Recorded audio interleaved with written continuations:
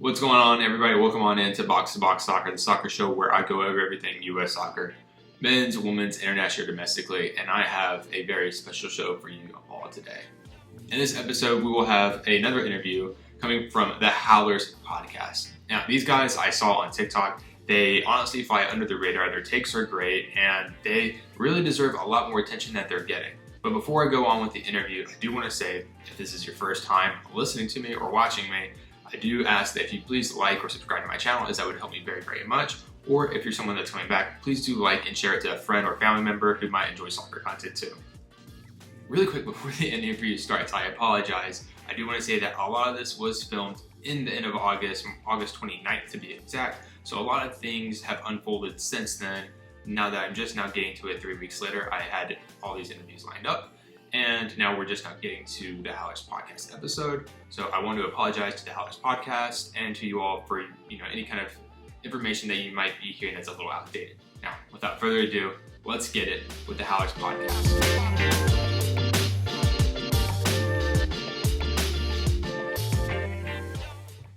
All right, guys, thank y'all for joining me. This is the Howlers, and we have Connor, Jalen, Tristan, and Andrew. Would y'all mind, raising y'all hands so everyone can try to find y'all or, sound off for me really quick? I'm Tristan. I'm Andrew. Jalen. And Connor. What's up, guys? It's good to see y'all. Finally, got y'all on the show. Thank y'all so much for coming on. Of course, Thanks man. for having us. Thank you for having us. We're excited to be here. Yeah, so obviously, if people can't tell from the background of, the shot right now is pretty much a Premier League kind of podcast, right? Who are the teams that y'all like to follow? Y'all want to sound off on that? I'm a Tottenham fan. Okay. I'm a tortured Manchester United fan as of right now. I personally don't support a Prem team, but I'm a Real Madrid fan. Okay. If we had to choose for Jalen, it would be Manchester United because He's a closeted United fan, just because he likes all the players on the team, and I am a Liverpool fan. So Okay. Good enjoying deal. it as of late. So we're all kind of trying to figure out how our seasons are going so far. Yeah. Maybe not so much for Jalen. It seems like everything's going to be going smooth for y'all, especially. Perfect record, so. Yeah, looking good so far. Yeah, typical Madrid. We didn't sign anyone. Oh, Chucha. Well, you said it yourself. The season is still very early. Before we started filming, you mentioned it is only match week 5 this coming Tuesday and Wednesday. So it's very early. Want to keep the expectations very low. But as a Tottenham fan, it's been good going so They won far. the league already. They have won the league, so that's exciting. Congratulations to me. A couple new additions that came in that I think are really going to help turn things around and add on to some points we missed out on last season. So I'm looking forward to it. Yeah, I'm actually kind of high on Tottenham. If anything, if I were to give my top 4 right now, it'd probably be a toss up between City and Liverpool right now. Actually going to put Arsenal at 3rd, and then a duke between Tottenham and Chelsea for that 4th spot. And I think it'll be a close race, honestly, for that top 4 spot between those two. And anything after that is just, maybe Manchester will get there. Maybe they'll play Conference League. Maybe they'll play Europa League. Who knows, right? But it seems like they don't have it quite nailed out just yet, as far as I can see. But there's plenty of problems to be sorted out, but definitely a lot of time to fix those kinks out, though. So it's all good. Yeah, definitely. Nothing $100 million winger can't solve. Huh? Exactly. Yeah, right. It's transfer business for you right there. Well, hey, speaking of Prem teams, we definitely have a lot of our favorites that we like to, keep up with. But what's a team that y'all think that maybe doesn't get enough love from the fans abroad or maybe here in the United States? That's a tough one. I mean, I would say Brighton. I pick Brighton. I mean, Graham Potter gets a lot of hype. I wasn't on the bandwagon of the Graham hype. Tristan was a big fan right away. He wanted him in at Spurs when they were seeking out a manager. But I just really enjoy the football they play. I think if you want to tune into a random match and you're not sure of the sides that are showing up, if you can catch a Brighton game, they play good football, they hold the ball, and they're creative going forward. Sure, they'll concede. Sometimes it's frustrating because they can't find the net, but they're doing a better job with that. So I would personally say Brighton for a pick of. I think mine would be Southampton. I feel like they've just been a staple. And they've had so many past players. They had Bale, they had Luke Shaw, they had Mane, they had all these huge. Virgil. Yeah, Virgil too. Højbjerg. Wanyama. The list goes on. Yeah, Liverpool FC too, right? Yes, sir. Yeah, That's right. Yeah. I feel like Brentford could get a little bit more love overall. Very historic London club, kind of gets outshadowed by their neighbors, Chelsea, Arsenal, Tottenham. But this is a club with serious history. I think they can ping the ball around very quickly, very effectively. Ask United, if you give them a little bit of room, they're going to score on you. So That's for sure. I'd go Brentford. All too well. I'd go Wolves. I think the caliber of players they have, and kind of the consistency that the club has had over the number of years they've been in the Prem since their return has been really significant for them. And so I think in terms of US-based fanhood, I don't think that's something or a team that isn't really shouted too much. But I'd say Wolves overall, yeah. Yeah, it's kind of funny that we all mentioned these teams that kind of hover like maybe 1 or 2 spots past top 10 or 1 or 2 spots below the middle, It's not really in a spot to compete in Europe, not really in a spot to like be in a relegation zone. It's very like safe teams, but they're just like teams that if you don't beat them, you're definitely not going to win the championship, but if they have enough talent and, enough quality to be like, a solid team just to, root overall. Yeah, they can play for sure. And if someone says it too, like you're just like, wow, you're really not a plastic fan. You're deep in there. You like to be sad and you like to enjoy good football. You're there for the love of the badge. Yeah. Well, hey, Jalen, you said that you were a Real Madrid fan, right? I was wondering, what other, teams and leagues y'all like to follow outside the Prem? Mine's definitely La Liga. I do like paying attention to the Serie A. It's a little different style of play, a little bit. Yeah. Like La Liga is like slow compared to the Prem. It's a little bit more finesse, more passing, more technical ability. Serie A is a little bit more defensive, but if I had to pick a team from Serie A, I would have to say AC Milan. I was going to say that AC Milan because I don't necessarily watch any other leagues other than the Prem, but when El Shaarawy was on AC Milan, like killing it and bossing it, and he was like 19 years old, that's when I kind of like, and they had the collared kits. So I was like, oh, this guy is so fresh. And this team, I always thought the history of Milan is really attractive. So when I was obviously watching Prem, I always kept an eye. And when I'd play FIFA, I'd always choose AC Milan. So yeah, for them, they're my club outside of the Premier League. I feel like my non-Premier League viewership, I try and treat it like the mom and pop restaurant up the street, though I watch a lot of MLS, which comes as a surprise to people. I love to watch USL. I'm a loyal ESPN Plus subscriber, so I can get all those games that they're just ready and available. But I really do try and service those games and check them out and check out the, I guess, premier matchups. I watched Connor was at LA Galaxy, New England Revolution last night, so I caught some of that game. There's some exciting players. I know there's a lot of work to be done. I think we can all agree on that in terms of the U.S. soccer pyramid and heightening that level maybe to separate some of the massive gap between them and the top 5, European clubs right now. But I really do try and service the MLS quite a bit. I think the different types of teams are very, very unique. A lot of really cool cities, a lot of cities getting soccer-specific stadiums too, which I think is huge for the game as well. So I think there are some hidden gems in MLS. So I do try and check it out when I have the time. Speaking of soccer-specific stadiums and the geographic region where y'all are from, what is up with New England and the Revs? We were just talking about this. Just talking about it. I mean, I feel like I hear a rumor every 18 months of like, oh yeah, Kraft Stadium downtown Boston, and then it's just like, disappears in the wind, right? If I find $30 million in my couch, I will invest in a stadium for the Revs. But we've talked to, it would be nice to have something by the water. There's a lot of water in the city of Boston, so putting a stadium nearby the water would be cool. We talked about the casino that just got put up like a couple years ago. It's like a pretty significant casino in the area. It's called Encore. So I'm kind of hoping that they could get some of the behind the scenes money from the casino, get in with the Revolution front office and see if there's some type of stadium that can be implemented there in my lifetime. But we do quite often talk about, I mean, you were just there, right? Need one. Yeah. So like at the game last night, like good atmosphere, but they like need to chop the top half of Gillette off. Cause like the full bottom ring is full, but only up the first row, like the first full grandstand all the way around, and the crowd gets rowdy. But when you're just in just this ominous stadium, 60,000 echoey, like it is, it just doesn't work. And the thing that's like Tristan's point out, there is plenty of room. So like stick a stadium somewhere. It doesn't have to be a huge operation. And there's plenty of money. There's money. I would willingly get my apartment plowed to the ground if it meant they needed to put a new stadium in. I really do think it could go a long way. And Don Garber, who's the MLS, I think he's the commissioner.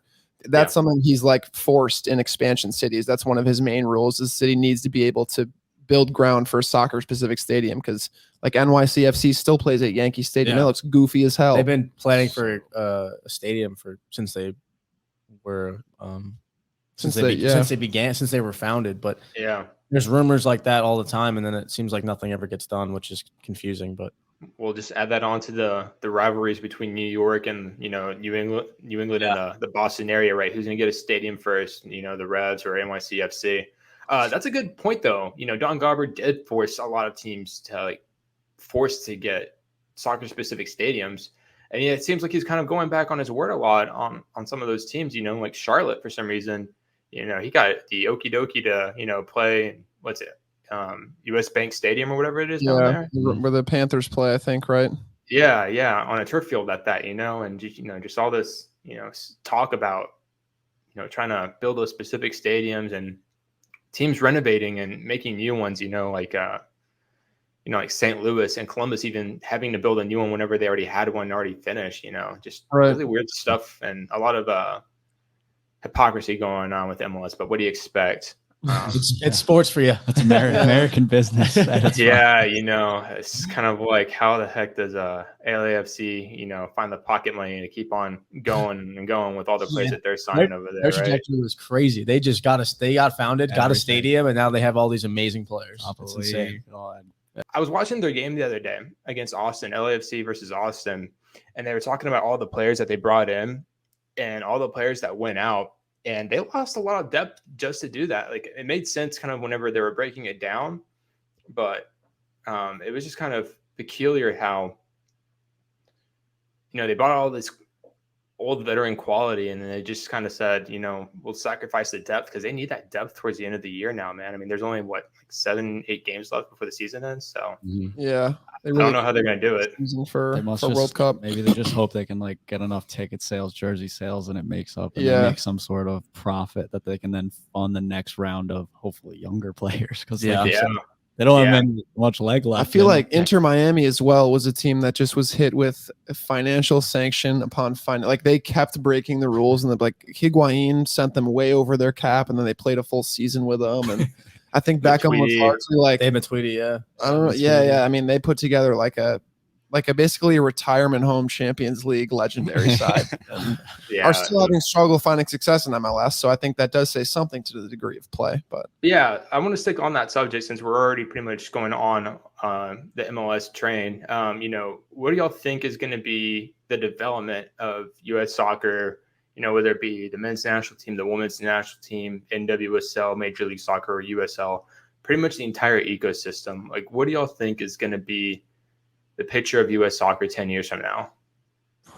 I think it'd be mostly the same in terms of how the league's structured, and that's my biggest criticism with it. It's not very competitive in terms of relegation promotion.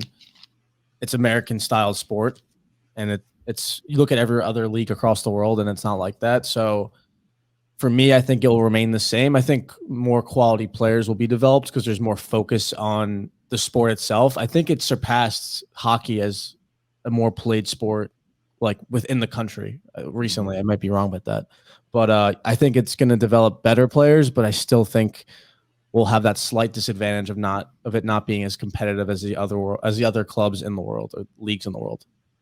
I would say I'm fully optimistic. 10 years is a long time, and I think just naturally that we can kind of see a pyramid appearing where the production of even the USL championship games is really on point. It's enjoyable to watch. I think that natural alignment is going to occur. I don't know that it'll be a promotional or relegation based pyramid. It might still be separate just due to the business of everything, but I think I'm optimistic that it can be, and I'm hoping. My biggest fear is that it's always going to be monetized, and the game at a youth level, you have to pay a load of money in order to get proper coaching, and then develop.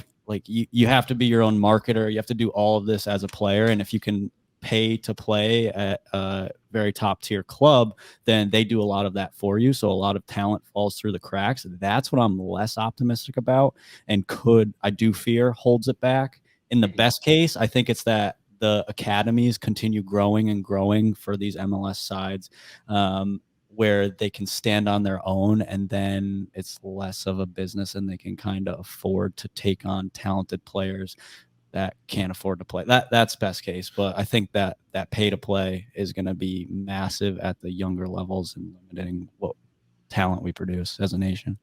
I would definitely like to see in 10 years like the less of a business side, because it's very a biggest criticism about the biggest European clubs when it came to like the Super League and all that stuff, it's like their clubs are trying to be super American with their business. Like they're trying to host Super Bowls, they're bringing the NFL there, that type of thing. I would definitely want to see a more perfect balance in between, like Connor was saying, like harping off his comment, just seeing it more for the love of the game more than like making money. And like, even if you do, like, I'm optimistic that it'll change, but the countries over here and over there are just completely different, the way they structure their schools and all that stuff. So it's hard to get that academy feel, but I do hope that there will be a balance in between, like if you chose to go that path, that you have a more copacetic path rather than what like Connor's saying with all the money and like basically like it's hard for you to get exposure at a lower financial level. Sorry. I would like to see maybe the standard get raised just slightly for the best players. I think, as Jalen said, as Connor said, there might be just some certain sort of humps in the hill that are just a little bit difficult to get over. It's just not quite the same here as it is in other countries. They don't have the same amenities, the same coaches, same anything at their disposal.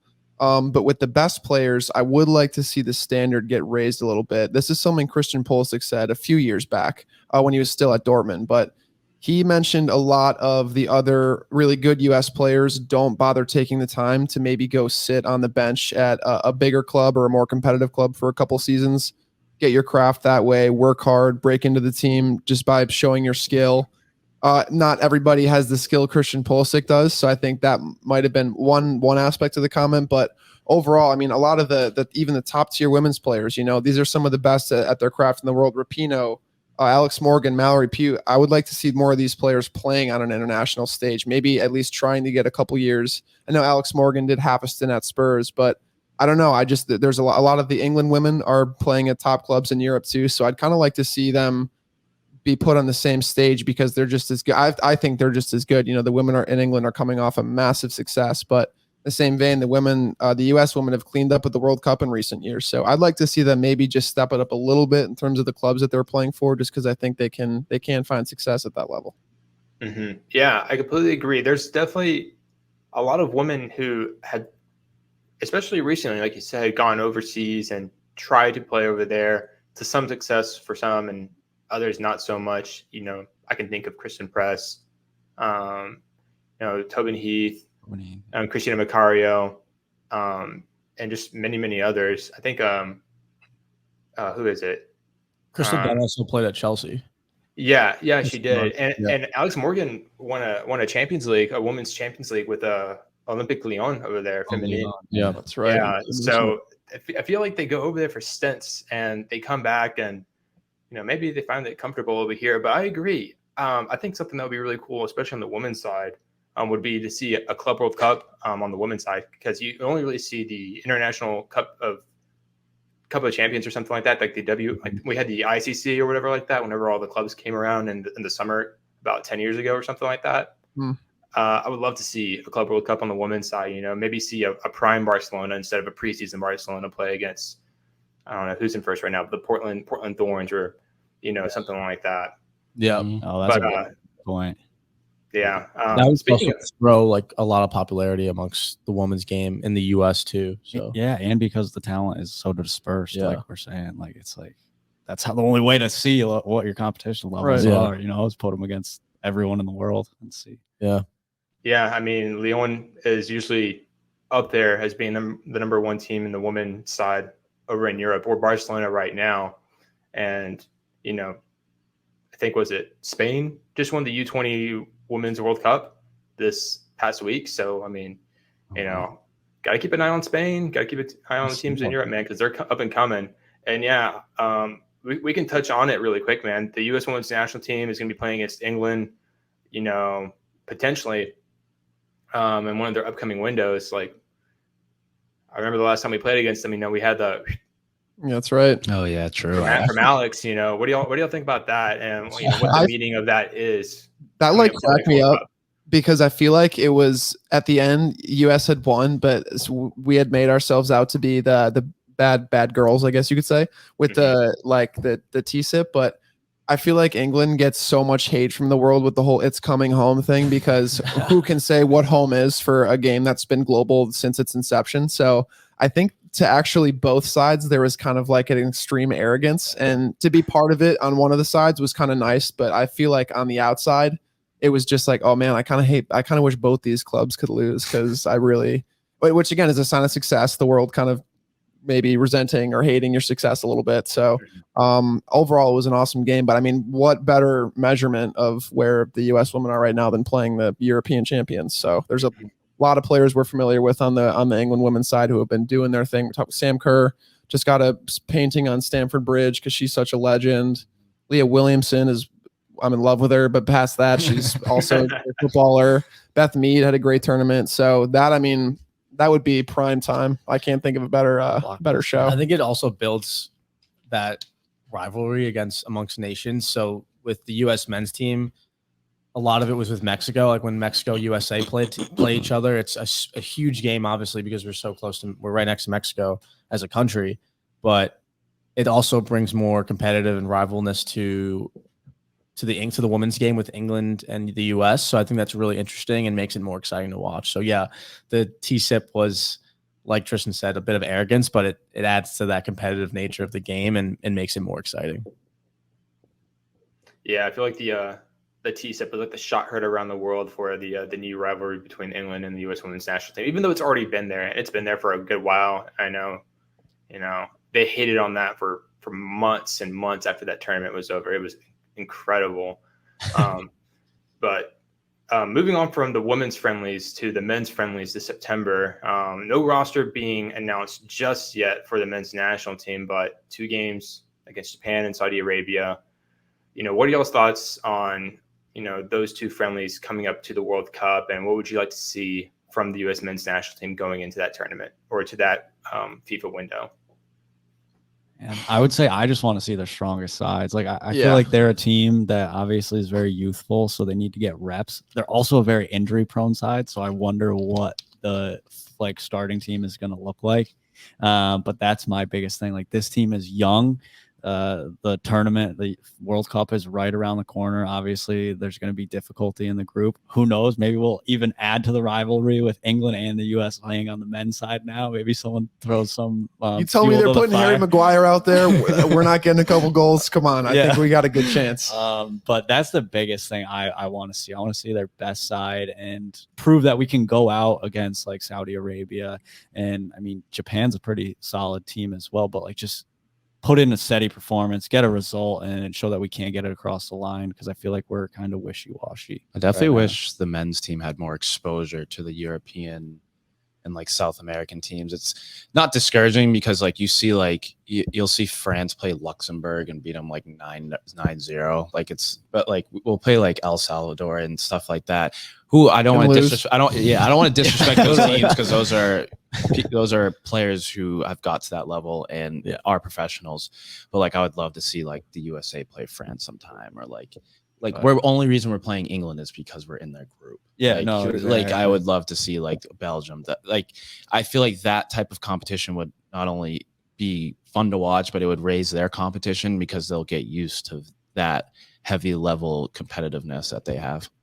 I'd say the style of play. I feel like when I watch the U.S. men's national team, it's very underwhelming, and the way we set up is not with the players that we have in terms of quality on the ball and individual skill. You don't really see that much. And when they face up a side against Trinidad and Tobago, or it be Panama, these teams sometimes outplay them, which is interesting to watch. So I would say style of play is the biggest thing, because when you face a side like France, I think that's part of the exposure, is playing a side that will retain the ball for most of the game, kind of learning from how they are or matching up against you and being able to apply it to your tactics if that's how you want to set up. But yeah, I just think style of play is the biggest takeaway, and I hope they can go out and a lot of those players that are individually gifted can work together to create a really good and attractive style of football when they play together. Got to see the big guys show up for me. That's the number one thing I'm looking out for. I mean, I largely credit Christian Pulisic with really revamping the belief in USA soccer and how much fun they are to watch. But I think they have more than enough talent going into this World Cup that he doesn't need to be like even remotely the leading man. Definitely need production out of him. He's still going to be important. But I look at guys like Tyler Adams, who's having a tremendous season at Leeds right now. He's got to keep bringing it. Guys like Brendan Aronson, I mean, that you could argue he's now the new talisman in terms of success. I mentioned this till my brain goes dry. He has excelled at every single level he gets to, and as he's gone up the pyramid. So I think Leeds is one of the first of many upward stops for him. I think he could really play for many clubs, but got to see him playing well. Weston McKennie, I know he's coming off a pretty significant injury, but I believe him to be the best overall player on the team. That's up for debate. People will definitely disagree with me, but for me, I think pound for pound, he's our most skilled player, and he's going to play a really important position in the midfield. So I got to see good box-to-box work from him. It's going to be really tough to get out of our pool, but I genuinely think we can do it if everybody shows up and plays well.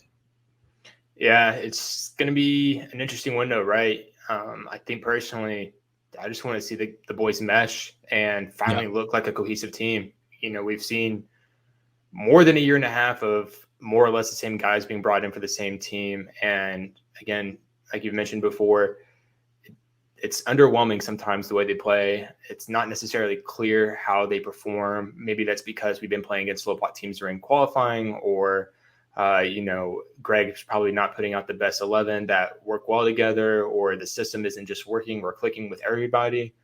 So I think what I want to get out of this last window personally is, are we going to be cohesive? Are we going to look like a team? What's the system going to look like with our best possible players now that, there's only 1 or 2 more games before it's the big dance. So that's personally what I'm hoping for. And hopefully, it leads to 2 W's and, big W's at that, making a big statement before the World Cup.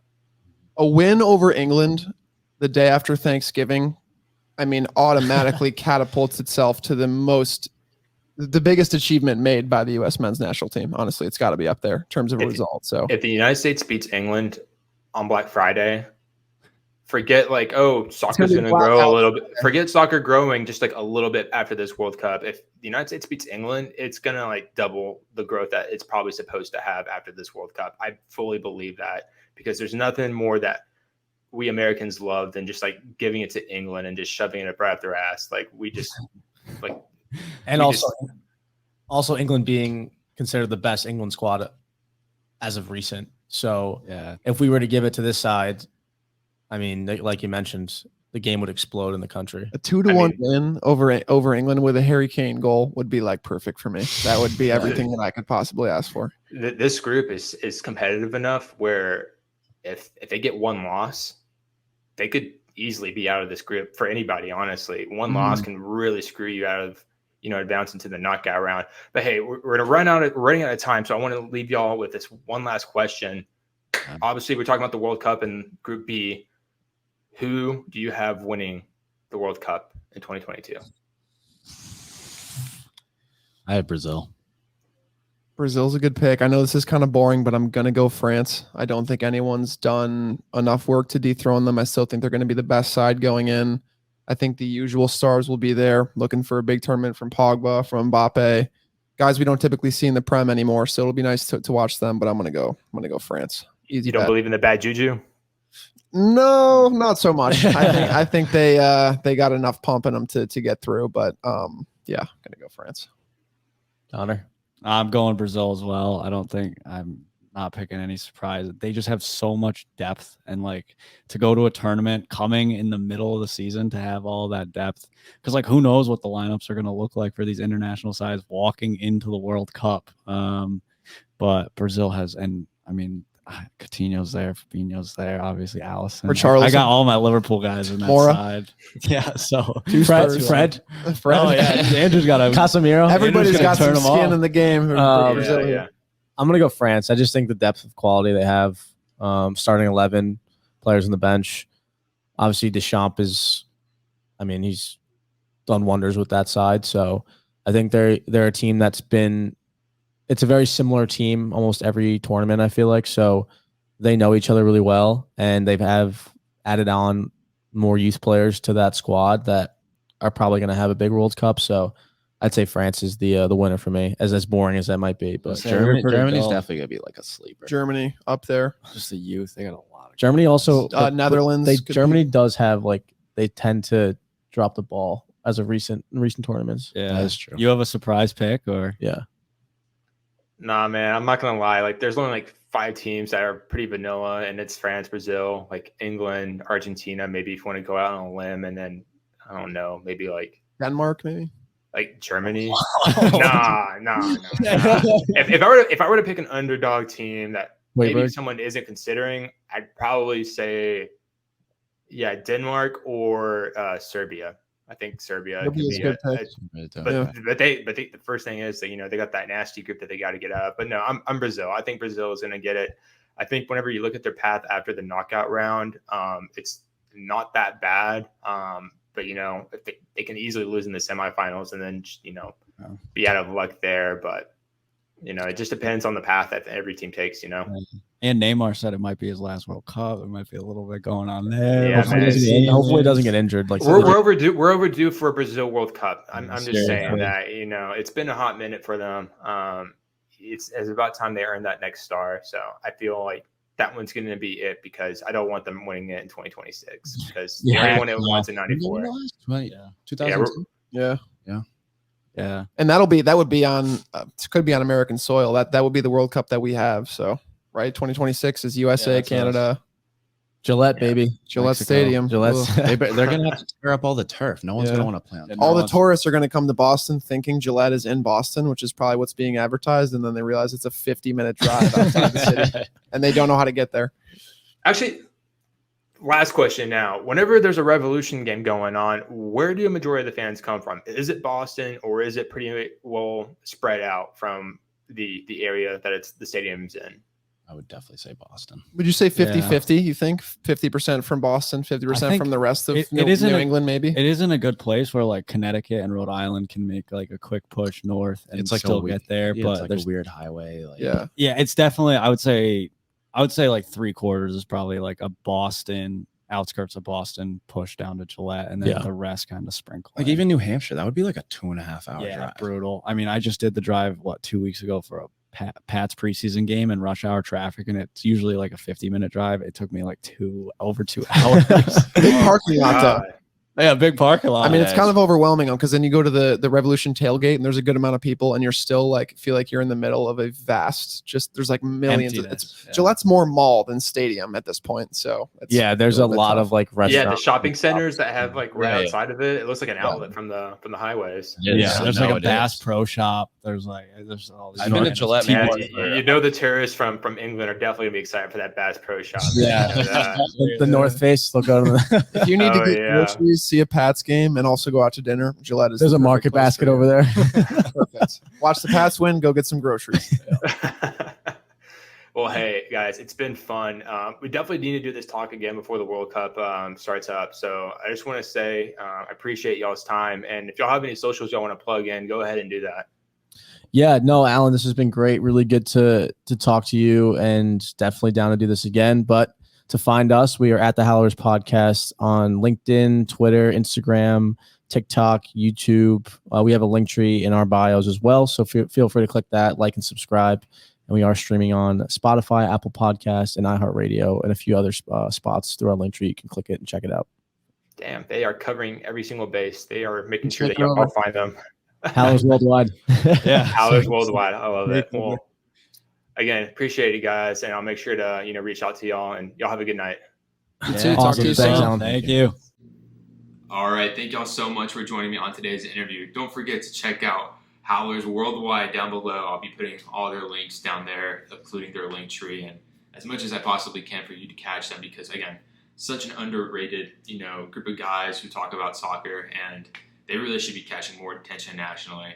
But again, thank you so much. If you watch this and you enjoyed it, please do give it a like. Please do subscribe. Go subscribe and like to them as well on their channels. I'm sure it would mean so much for both of us. But again, thank you so much. We'll see you on the next episode. You are loved. Bye-bye.